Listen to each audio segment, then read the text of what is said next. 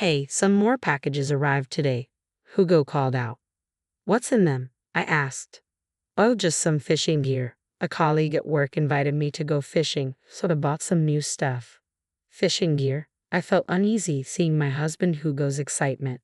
Didn't you buy fishing gear when we first got married and never used it? I was too busy to go, but that old gear is outdated. If I'm going, I need new stuff. I see. Is there a problem with that? Hugo's tone became defensive. It's not that, but my colleague was kind enough to invite me. I can't just say no. I have work, you know. I can't dwell on sentiment like you do. I understood what Hugo was saying, but it was hard to believe we were a couple sharing the same sorrow when he seemed so happy, like nothing had happened. I'm Cynthia, 33 years old, and we've been married for 6 years.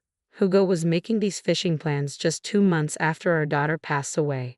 I still couldn't get over my grief, but I couldn't understand how Hugo seemed so unaffected. My father-in-law, Wilson, passed away in our 2nd year of marriage. He adored his granddaughter and loved her more than anything. I wonder if they're together in heaven now. That's the only thought that comforts me. Before he died, Wilson told me, don't let Hugo and your mother-in-law Rachel handle the money. I realized after getting married that Hugo and Rachel are big spenders. They spend without thinking if they have money. That's why Wilson always managed the finances. Wilson was a gentle soul, always looking out for me. Having no family of my own, he was like a real father to me, and his death hit me hard. Our daughter, Laura, was born a year after our marriage. She was such a bright and cheerful girl, always bringing light into our lives. Mom, everyone's so jealous of my packed lunch. I bet it's the best in preschool. Then Mom will have to try even harder. Mom, can I ask for a little favor? What is it? Can you make more food for my next packed lunch? I want to eat more. Can you eat that much? I won't leave any, I promise. Okay, I'll do it. The following month, Laura's preschool teacher quietly told me something. There was a child in class who never had a mom and whose dad was too busy with work to make a packed lunch, always bringing just a supermarket sandwich and an apple. Laura had been sharing her packed lunch with this child. Laura's packed lunch is more than I can eat, so please help me eat it, she would say, splitting it in half. Hearing this, I was so proud of Laura. Such a kind and wonderful child. Every expression of Laura's, her angry face, her crying face, and her brightest smiles, were all treasures to me. And then one day, that treasure was suddenly gone. The night before, Laura went to bed as usual, just a bit earlier than normal. I'm sleepy, she said, but I just thought she was tired from preschool. After watching Laura start to breathe softly in her sleep, I left the bed. Usually Laura and I sleep together. After Laura fell asleep, I cleaned up dinner, took a shower after Rachel did, finished cleaning the shower room, and by the time I returned to the bedroom, it was almost midnight. Hugo was away on a business trip that night. Laura was lying quietly in bed. I thought she was sleeping well, but as I was about to get into bed, I noticed something was wrong.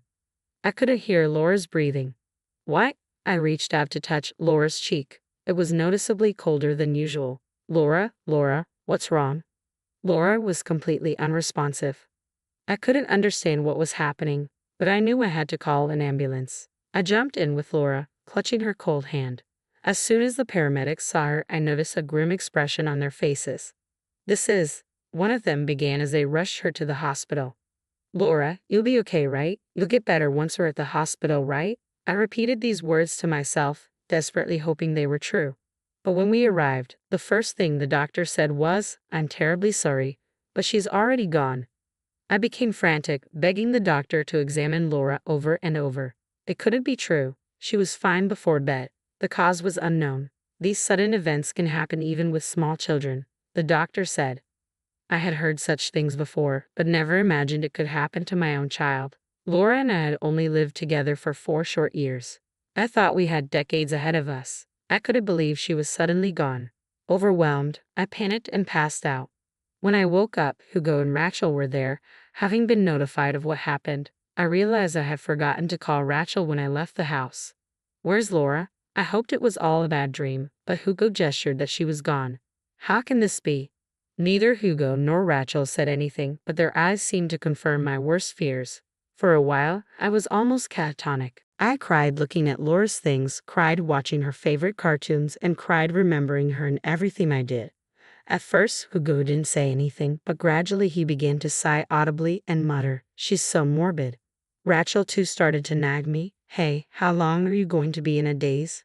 Housework is Cynthia's job, isn't it? Could you please get it together?" "I'm sorry," I said, knowing I shouldn't be like this. But my heart was heavy and I just couldn't function as efficiently as before. Yet, as they say, time heals. About 6 months later, I started to manage the daily routines normally again. Hugo did cry a bit at the funeral, but he was never what you would call a doting father. He preferred playing games over spending time with Laura, which is why she wasn't very attached to him. Maybe Hugo wasn't as heartbroken because he didn't feel much of a connection as a parent. But who else will mourn for Laura, our daughter who only lived for 4 years, if not her parents? About a month after Laura's death, Hugo returned to his usual spendthrift self, enjoying shopping and browsing the web. When Laura died, both Hugo and Rachel looked at me as if it was my fault, like they were silently blaming me. But they didn't say anything, probably because they weren't as heartbroken about her absence as I was. I didn't expect them to grieve the same way, but I wish Hugo, as a parent who lost a child, would have been more supportive. Rachel, on the other hand, went back to her routine within a week. She resumed shopping, going out with friends, and laughing as if Laura had never existed. When Laura was born, Rachel frowned upon seeing her face. "She looks more like Cynthia than Hugo. We can't expect much from her future," she would say. She often ignored Laura and seemed reluctant to interact with her, probably not feeling any special affection. She didn't shed a tear at the funeral. Their attitudes have always been a point of contention for me. Almost a year passed since Laura's death, and seeing Hugo and Rachel happily shopping, I felt an indescribable frustration. They never talked to Laura's picture. How could they act so normally? It seemed like we couldn't understand each other at all. Then one day, Hugo and Rachel suggested we go out together. "Where are we going?" I asked. "How about somewhere with fresh air to change our mood?" Hugo suggested. "Cynthia, you've been just going between home and the supermarket since Laura passed. That's why you're so down." "I've been worried about you too, Cynthia," Rachel added. "You've been so down." "Worried, you, Rachel?"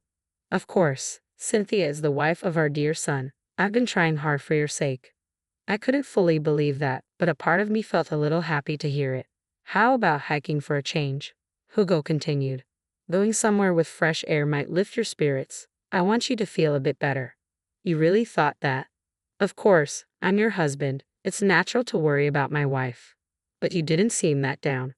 I was holding it together. If I got down too, the house would become too gloomy. "So let's go hiking." I wondered if they really cared, but it was hard to believe. "Laura would want you to be happy, Cynthia. Think of this as a tribute to her," Hugo said. That moved me. I knew Laura wouldn't want me to cry forever. That's something I've always known in my head. "But I've never hiked before," I said. "Don't worry, even I can climb it. It's more like a light hike," Hugo reassured me. "Well, if Hugo and Rachel insist."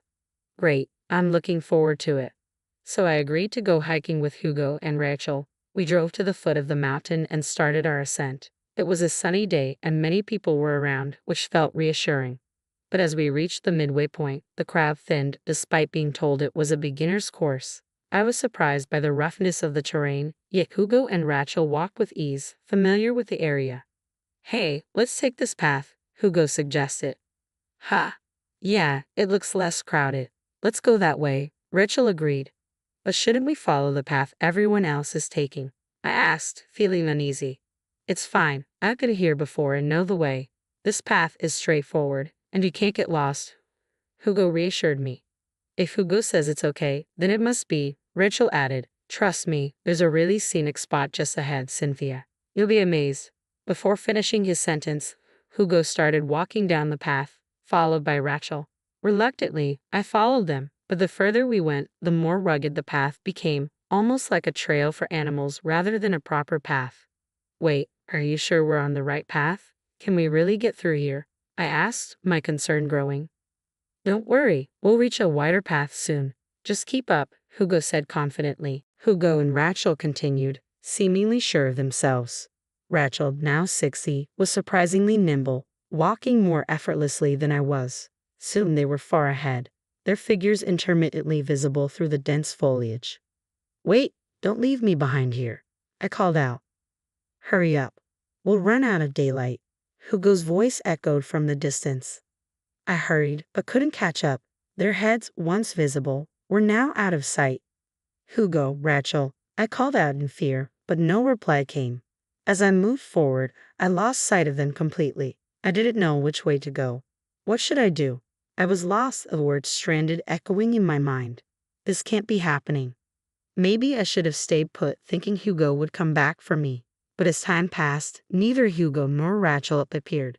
There was no sign of anyone approaching. Knowing I couldn't just stand there, I started walking again, filled with fear.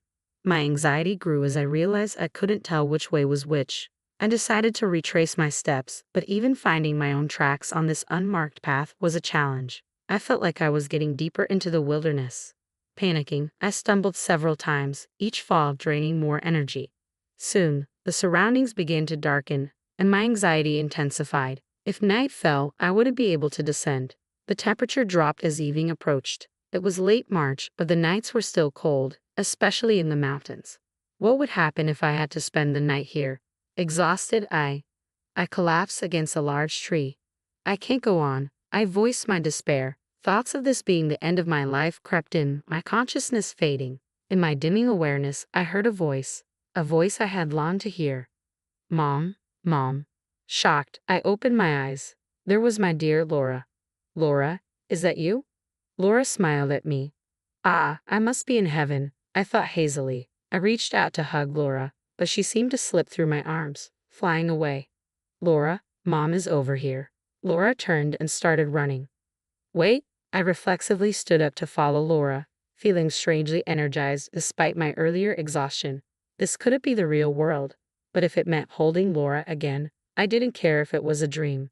When I thought of that, I naturally felt motivated. I felt invigorated and chased after Laura. Laura, wait, I called. Laura turned back, smiling. It felt like playing tag with Laura, a joyful feeling.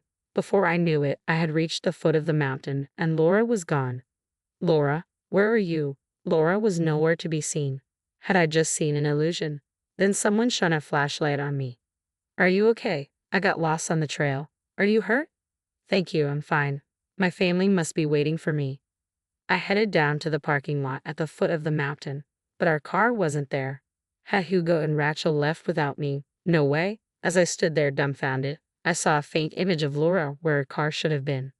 Laura. I ran towards her, but my body passed right through. I couldn't embrace her. Laura looked sad, as if she wanted to tell me something. I felt she had a message for me. Then I realized something was very wrong. If we had been separated, they would have reported me missing.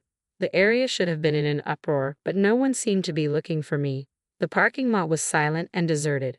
Did Hugo and Rachel not even try to find me? What does this mean? Laura must have appeared to show me this. I went to the station and took a train home. I noticed people staring at me curiously, but I was too preoccupied to care. I quietly opened the door and peeked inside. I could hear Hugo and Rachel's voices, unnaturally cheerful. I sneaked into the next room and observed them through a gap in the sliding door. They were drinking and laughing, unconcerned that I hadn't returned. We did it. No more of her depressing face, Hugo said. Wonder how she's doing now, shivering in the mountains. Just thinking about it makes me laugh. Cynthia is so slow, she'll never make it back, Rachel added. It's going to be extra cold tonight. Imagine her alone and cold out there. We'll tell people she ran off with another man, then file a missing person report. When will we get the insurance money? Hugo asked. It'll take a few years before she's declared legally missing. If only her body was found, we'd get it faster. Let's say she called from the mountain. Then they'll find her sooner. My son is so clever, Rachel praised. Hearing this, I trembled with anger. I couldn't believe they had planned this. I listened to their conversation, unnoticed. I was a fool to ever think of them as family.